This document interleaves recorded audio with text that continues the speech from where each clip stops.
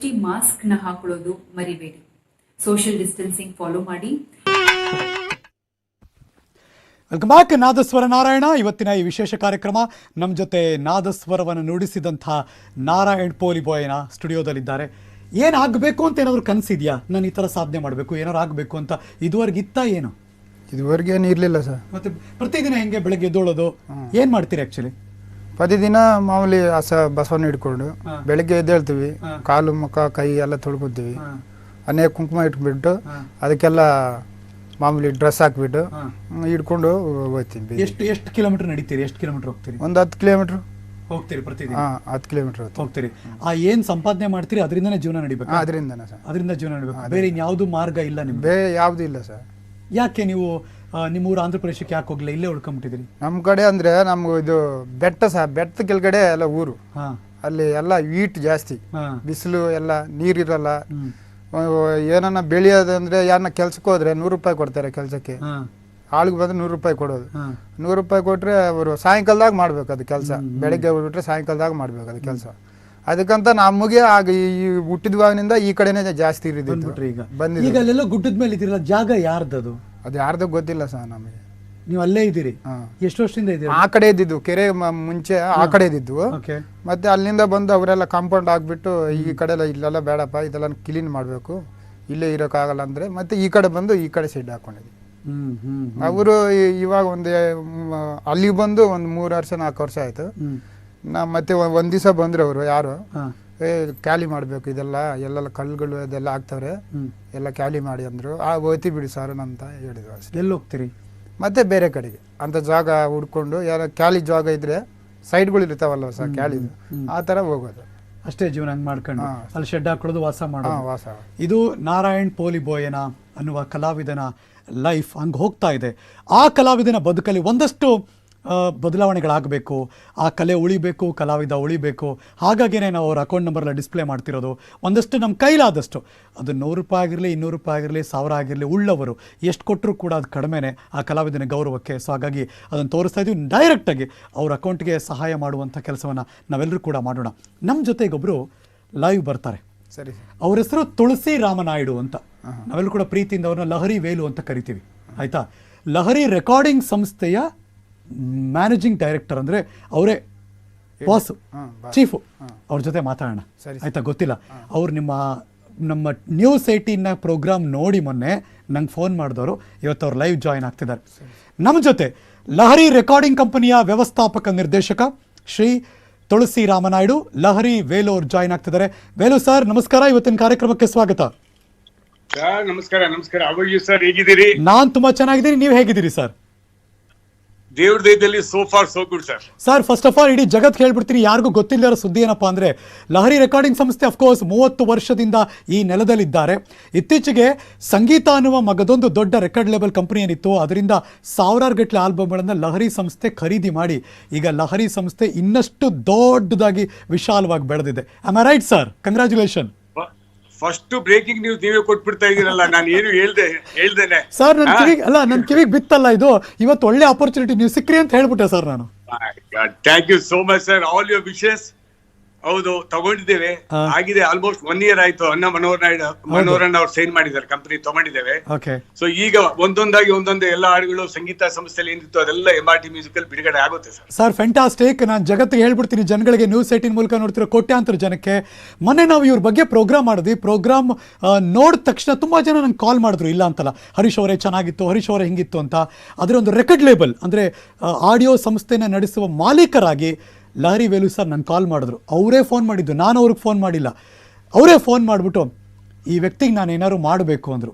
Sir live ಬನ್ನಿ sir, ಅವ್ರ ಜೊತೆ ಮಾತಾಡಿ ಸರ್, ಅದು ತುಂಬ ದೊಡ್ಡ ವಿಷಯ, ಅದು ಒಂದೇ ಗೊತ್ತಿಲ್ಲ. Velu sir you can go ahead. Narayana ಇಲ್ಲಿ ಕೂತಿದ್ದಾರೆ, ನೀವು ಮಾತಾಡ್ಬೋದು. ನೀವೇನೋ ಮಾಡಬೇಕು ಅನ್ಕೊಂಡ್ರೆ ಅದನ್ನು ಅವ್ರಿಗೆ ಡೈರೆಕ್ಟಾಗಿ ಹೇಳ್ಬಿಡಿ sir. Please go head sir. ನಮಸ್ಕಾರ ನಾರಾಯಣ್ ಸರ್. నమస్కారం సార్. బాగున్నారా? బాగున్నాం సార్. మీరు తెలుగు వాళ్ళని తెలుసు నాకి. తెలుగు. సరే సార్.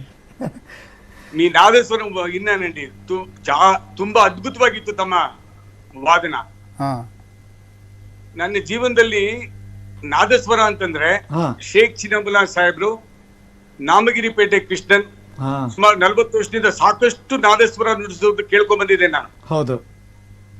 ನಿಮ್ಮ ಕಲೆ ಅದ್ಭುತ, ಎಕ್ಸ್ಟ್ರಾರ್ಡಿನರಿ. ಸರಿ ಸರ್. ಒಂದೊಂದು ಆ ಜಗದೋದ್ಧಾರನ, ಅಲೆಪಾಯ್ದೆ, ಇದೆಲ್ಲ ಒಂದೊಂದು ನಾನು ಕೇಳ್ತಾ ಇದ್ರೆ ನಾನು ನಿಜವಾಗ್ಲೂ ಈ ಕೋವಿಡ್ ಟೈಮಲ್ಲಿ ಬಹಳ ಡಿಪ್ರೆಷನ್ಗೆ ಹೋಗ್ಬಿಟ್ಟಿದೆ ನಾನು. ಅಯ್ಯಯ್ಯೋ. ಎಲ್ಲಿ ನಮ್ಮ ಕಲಾವಿದರು, ಎಲ್ಲಿ ಕಲೆ, ಏನಾಗಿದೆ, ನಾವೆಲ್ಲಿದ್ದೀವಿ ಅಂತ. ಎಂತ ಪಾಸಿಟಿವ್ ಎನರ್ಜಿ ನನ್ಗೊಬ್ಬನಿಗೆ ಅಲ್ಲ, ಇಡೀ ಕರ್ನಾಟಕಕ್ಕೆ ಕೊಟ್ಟಿದ್ದೀರಾ. ಈ ಟಿವಿ 18 ಹರೀಶ್ ಅವ್ರಿಗೆ ಮತ್ತೆ ಇಡೀ ತಂಡಕ್ಕೆ ನಾನು ಅಭಿನಂದನೆ ಹೇಳ್ತೀನಿ. ಯಾಕಂದ್ರೆ ಯಾವ ಚಾನೆಲ್ ನೋಡಿದ್ರು ಕೂಡ ನಮ್ಗೆ ಸಾವು ನೋವು ಇದೇ ಇತ್ತೆ ಹೊರತು ಈ 40-45 ಸಂಗೀತ ಅನ್ನೋದು ಪಾಸಿಟಿವ್ ಎನರ್ಜಿ ಅಂತ ಮರ್ತೇ ಹೋಗ್ಬಿಟ್ಟಿದ್ವಿ ನಾವು. ಬಟ್ ನಾರಾಯಣ್ ಸರ್, ನೀವು ಬಂದು ಇದನ್ನ ನುಡಿಸಿ ಇದನ್ನ ರೆಕಗ್ನೈಸ್ ಮಾಡಿದಂತ ಟಿವಿ 18 ತಂಡ, ಹ್ಯಾಟ್ಸ್ ಆಫ್ ಟು ದೆಮ್. ಬಹಳ ಅದ್ಭುತವಾಗಿ ನುಡಿಸ್ತೀರಿ ತಾವು. ತಮ್ಮ ಕಲೆಗೆ ನಾವ್ಯಾರು ಬೆಲೆ ಕಟ್ಲಿಕ್ಕೆ ಆಗಲ್ಲ. ಕಲಾವಿದರಿಗೆ ಕಲೆಯೇ ಆಸ್ತಿ.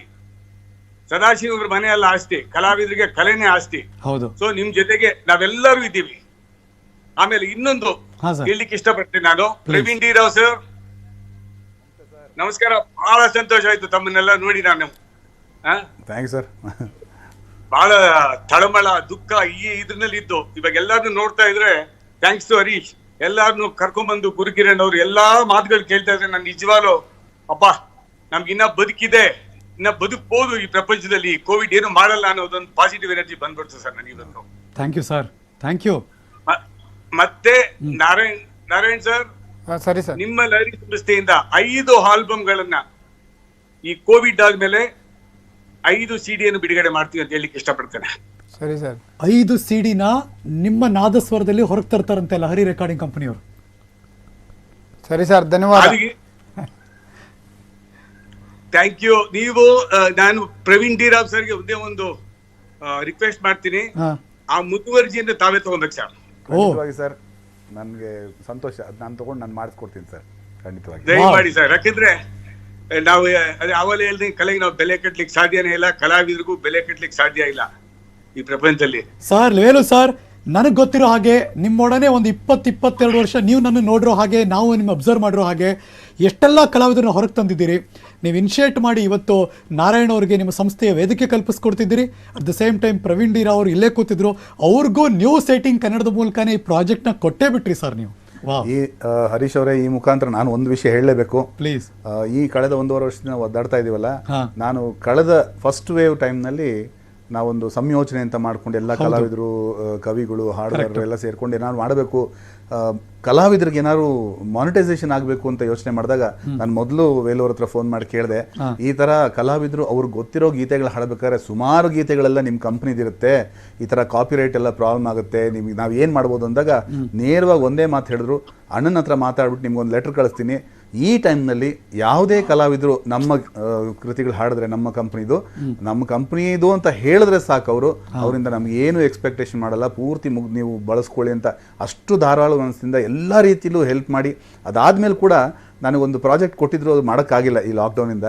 ನೀವೆಲ್ಲ ಕಲಾವಿದರನ್ನ ಕರ್ಕೊಂಬಂದು ಶೂಟ್ ಮಾಡಿ ಎಲ್ಲ ನಾನೇ ಪ್ರೊಡ್ಯೂಸ್ ಮಾಡ್ತೀವಿ, ಲಹರಿ ವಿಲ್ ಪ್ರೊಡ್ಯೂಸ್ ಅಂತೆಲ್ಲ ಹೇಳಿದ್ದಾರೆ.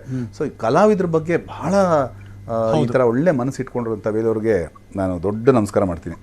ಕೋಟಿ ನಮನ ನಿಮಗೆ ನಿಜವಾಗ್ಲೂ ಕೂಡ. ಪ್ರವೀಣ್ ಸಾಹೇಬ್ರೆ, ಥ್ಯಾಂಕ್ ಯು ಸೋ ಮಚ್. ಬಹಳ ಸಂತೋಷ ಆಯ್ತು. ಆದಷ್ಟು ಬೇಗ ಈ ಪ್ರಾಜೆಕ್ಟ್ ಮಾಡಿ ಸರ್. ಮಾಡ್ತೀನಿ ಸರ್, ಖಂಡಿತ. ವೇಲು ಸರ್, ನಿಮ್ಗೋಸ್ಕರ ಸ್ಟುಡಿಯೋದಲ್ಲಿ ಇವತ್ತಿನ ಲೈವ್ ಶೋ ನಲ್ಲಿ ಅವರು ಭಾಗ್ಯದ ಲಕ್ಷ್ಮಿ ಬಾರಮ್ಮ ನುಡಿಸಬೇಕು ಅಂತ ಕಾಯ್ತಿದ್ದಾರೆ. ಒಂದ್ ಸಣ್ಣ ಝಲಕ್ ನಿಮ್ಗೋಸ್ಕರ. ಅದ್ಭುತ ಸರ್, ಪ್ಲೀಸ್ ಪ್ಲೀಸ್. ಹಾ,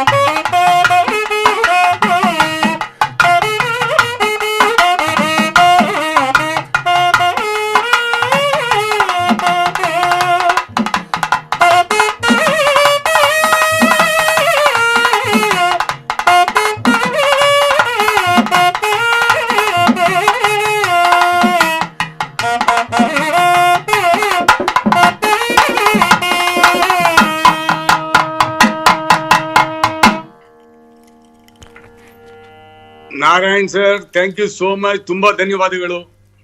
ಸರಿ ಸರ್, ಧನ್ಯವಾದ. ಅದ್ಭುತವಾಗಿ ನುಡಿಸ್ರಿ. ಆ ಭಾಗ್ಯದ ಲಕ್ಷ್ಮಿ ನಿಮ್ ಮನೆಗೆ ಆಲ್ರೆಡಿ ಬಂದಾಗಿದೆ. ತುಂಬಾ ಚೆನ್ನಾಗಿರ್ತೀರಾ. I wish you all the best. God bless you. Sir, ಒಳ್ಳೆ ಮಾತು ಹೇಳಿದ್ರಿ. ಆ ಕಲಾವಿದನಿಗೆ ನಿಮ್ಮ ಹಾರೈಕೆ ಕೊಟ್ರಿ, ನಿಮ್ಮ ಸಂಸ್ಥೆಯ ಒಂದು ಪ್ರಾಜೆಕ್ಟ್ ಕೂಡ ಅವರಿಗೆ ಕೊಟ್ಟಿದ್ದೀರಾ ಈಗ. Sir, thank you so much. News 18 ಈ ಲೈವ್ ಪ್ರೋಗ್ರಾಮಲ್ಲಿ ಬಂದು ಮಾತಾಡೋದಕ್ಕೆ ಲಹರಿ ರೆಕಾರ್ಡಿಂಗ್ ಸಂಸ್ಥೆಯ managing director Lahari Velu sir, thanks a lot. Wow, ನಿಜವಾಗ್ಲೂ ಕಾರ್ಯಕ್ರಮ ಶುರು ಮಾಡಿದಾಗ ನಾನು ನಿಜವಾಗ್ಲೂ ಇದೆಲ್ಲ ಎಕ್ಸ್ಪೆಕ್ಟೇ ಮಾಡಿರಲಿಲ್ಲ. ಇವಾಗ ಅದು ಬೇರೆದೇ ಆಯಾಮಕ್ಕೆ ಹೋಗ್ತಾ ಇದೆ ಅಂತ ಅನ್ನಿಸ್ತು. ಬಹಳ ಫೀಲ್ ಆಗ್ತದೆ, ಬಹಳ ಖುಷಿ ಆಗ್ತಿದೆ ಆ ಫೀಲ್. ಅದು ಲೆಟ್ಸ್ ಗೋ. ಒಂದು ಬ್ರೇಕ್ ತೊಗೊಂಡು ಬಂದಮೇಲೆ ಫಟಾಫಟ್ ಅಂತ 1 by 1 ನಿಮ್ಮೆಲ್ಲ ಸಾರ್ವಜನಿಕರು ಕಾಲ್ ಮಾಡ್ತಿದ್ದೀರಾ. ನಿಮ್ಮೆಲ್ಲ ಕಾಲ್ಗಳನ್ನ 1 by 1 ಕನೆಕ್ಟ್ ಮಾಡ್ತೀನಿ, ಅವ್ರಿಗೆ ವಿಶ್ ಮಾಡೋಣ. ಬೇಗ ಮುಂದಕ್ಕೆ ಹೋಗೋಣ ನಾವು. ಒಂದು ಚಿಕ್ಕ ಬ್ರೇಕ್, ಎಲ್ಲೋ ಹೋಗದೆ ಕಾಯ್ತಾ ಇರಿ.